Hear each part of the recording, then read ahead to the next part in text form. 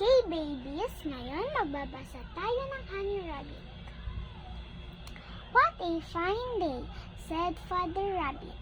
One warm sunny morning. Spring is here. Daddy, what is spring? Asked Honey Rabbit. Why, spring is all around you, said Father Rabbit. Go and look in the meadow, you will see for yourself. Honey Rabbit hopped over to a field of wild flowers, where some mice were scurrying about.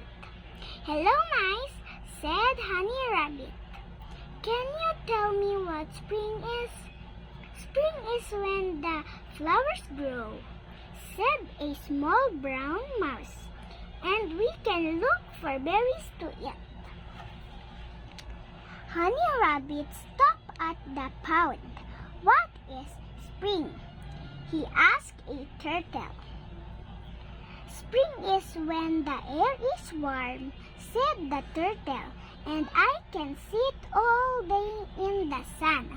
Oh no, said a fish. Spring is when the water is warm, and I can swim all day in the sun.